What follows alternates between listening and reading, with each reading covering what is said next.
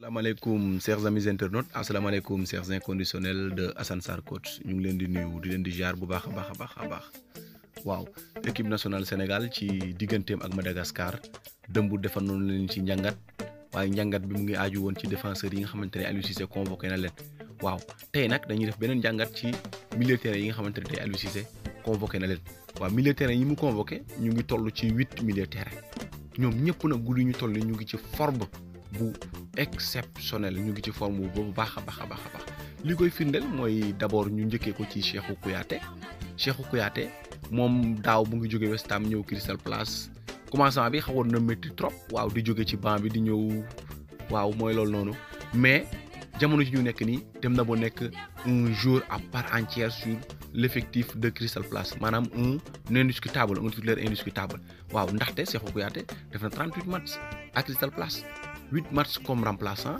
30 matchs comme titulaire def 2 passes décisives.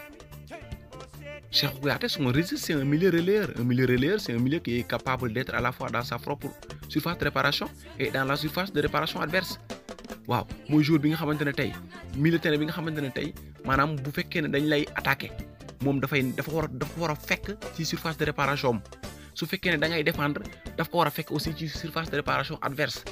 maanaam quelqu'un qui est capable de relayer les deux surfaces de réparation loolu mooy un milieu relayeur Cheikhou Kouyaté ci registre de jeu boobu la nekk waaw mu ngi ci 2 passes décisives 30 titularisations kooku c'est une très bonne performance waaw bu ñu jógee ci Cheikhou Kouyaté dañuy dem ci Idrissa Gana Gueye l'international sénégalais d'Everton Idrissa Gana Gueye le joueur l'un des meilleurs milieux récupérateurs du championnat anglais Idrissa Gana Gueye c'est un milieu défensif mooy milieu défensif mooy milieu terrain yi nga xamante ne tey dañuy nekk ci kanamu défense bi di intercepter di def ay tackle aussi di def ay passes Idrissa Gana Gueye mu ngi ci registre boobu parce que boo seetloo aussi c'est un titulaire indiscutable à Everton parce qu'il a joué 28 matchs 27 titularisations benn match la joué remplaçant te li taxoon ñu ñëpp xam nañ ko il était revenu de blessure il pouvait pas directement être titulaire kon mun nañ ne il est performant Idrissa Gana Gueye kooku c'est un indiscutable à l'équipe nationale et à Everton et dans presque n'importe quel club en Europe waaw mooy loolu c'est un joueur talentueux bu ñu jógee ci Idrissa Gana Gueye dañuy dem fële na la ca Espagne dem Malaga division 2 bu Espagne maanaam secondo division bu Espagne waaw bu ñu jógee demee deuxième division Espagne dañuy dem Malaga fekk fa kan Alfred Ndiaye bi nga xamante ne tey mu ngi def saison bu mag waaw Alfred Ndiaye mu ngi ci 25 matchs 25 titularisations maanaam moom match yi mu bokk yëpp dafay jouer titulaire indiscutable dugal na 3 buts Alfred Ndiaye comme Idrissa Gana Gueye la rek Idrissa Gana Gueye def na 27 matchs def une passe décisive Alfred Ndiaye aussi def na 25 matchs 25 titularisations def 3 buts dugal 3 buts pour un milieu défensif moom aussi moom Idrissa Gana Gueye ñoo bokk benn registre c'est un milieu défensif bu ñu jógee ci Alfred Ndiaye dañuy dem ci Cheikh Ndoye mu ngi fële ca France ca Angers club la ba nga xamante ne tey mu ngi Ligue 1 Cheikh Ndoye mu ngi ci 28 matchs 27 titularisations 3 passes décisives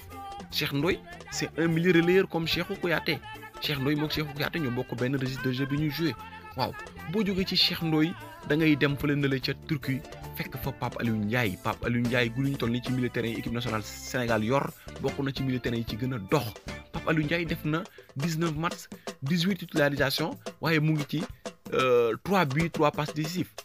il est impliqué sur 6 buts pour un milieu relayeur aussi parce que Pape Aliou Ndiaye aussi c'est un milieu relayeur comme Cheikhou Kouyaté comme Cheikh Ndoye waaw bu ñu jógee ci Pape Aliou Ndiaye bi nga xamante ne mu nga fële ca Turquie ci Galatasaray dañuy dem ci Mamadou Loum Ndiaye ku ko xamul ma fàttali leen ko en 2015 ci CAN bi moo nekkoon suñu numéro 6 moo nekkoon suñu milieu terrain du moins moo nekkoon suñu 8 du moins ci mondial bi aussi moo doon joué numéro 8 Mamadou Loum Ndiaye Braga moo ko jëndoon après Braga bi nga ko jëndee da ko aaloon benn club bu ñuy wax Morense ren en 2018-2019 bien avant janvier maanaam ci début saison bi mu joué fa 17 matchs dugal 3 buts 17 titularisations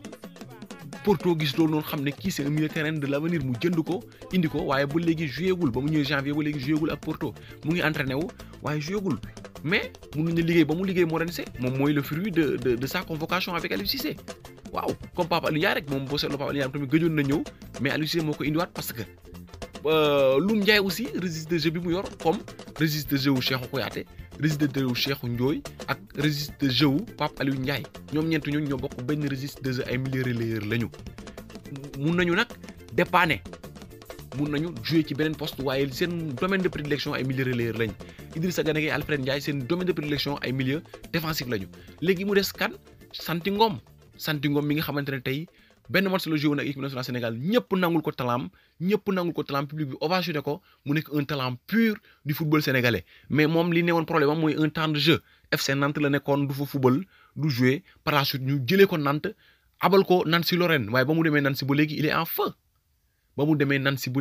en feu parce que mu ngi ci 9 matchs 9 titularisations 3 buts une passe décisive loolu noonu ay performance yu jéggi dayoo la impliqué sur 4 buts en 9 rencontres kooku mu ngi ci forme te joueur boo xam ne tey joué wul toute la première partie de la saison on n'attendait pas à ce niveau il est exceptionnel actuellement Santy Ngom mais bu ñu jógee ci Santy Ngom dañuy dem ci le produit du football sénégalais dañuy dem ci le jeune prometteur du football sénégalais dañuy dem ci l'espoir du football sénégalais mi nga xamante ne mooy Krépin Diatta aussi comme Loum Ndiaye ni mu demee CAN dem mondial moom tamit demoon na CAN finalu dem mondial waaye boobu noonu demuñu woon demi-finale comme nañu demee woon en 2015 Krépin Diatta dem mondial ba CAN ba toj ko waaw dem Norvège toj ko après par la suite la ñëw championnat Belgique nekk Club Brugge Jupiter League waaw foofu noonu mu ngi fay jouer 18 matchs 15 titularisations un seul but la dugalagum pour un jeune de son âge et il est excellent actuellement il est dans les plans de l'entraîneur du Club Brugge mu ngi jouer tout le temps parce que 15 titularisations pour un jeune de sa trempe c'est pas donné à n'importe qui li ko waral mooy talent moo koy firndeel waaw li bu ngeen seetloo Aliou Cissé daal am na un effectif vraiment étoffé de talent tey Aliou Cissé équipe am ñëpp a baax macha allah en passant par Cheikhou Kouyaté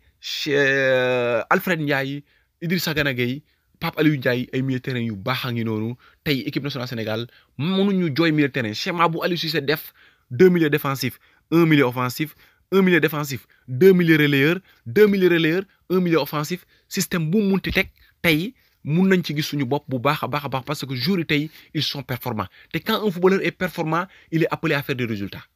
ces performances impliquent sur les résultats fal force la parce que bu fekkee ne joueur yi mu ngi football mu ngi ci tàng si les performants rek équipe bi day gagné par force kon am na ay militaires yu baax boo seetloo Gana Gueye boo ko booleeg Pape Aliou Ndiaye boole ko Santy Ngom wala Krépin Diatta da ngay am militaire bu baax a baax boo boolee Gana Gueye ak Alfred Ndiaye teg ci Krépin Diatta ci seen kaw da ngay am match bu baax boo tegee Santy Ngom aussi ci ginnaaw attaque bi ay système de jeu yoo xam ne tey Aliou Cissé mun na ko am bu baax a baax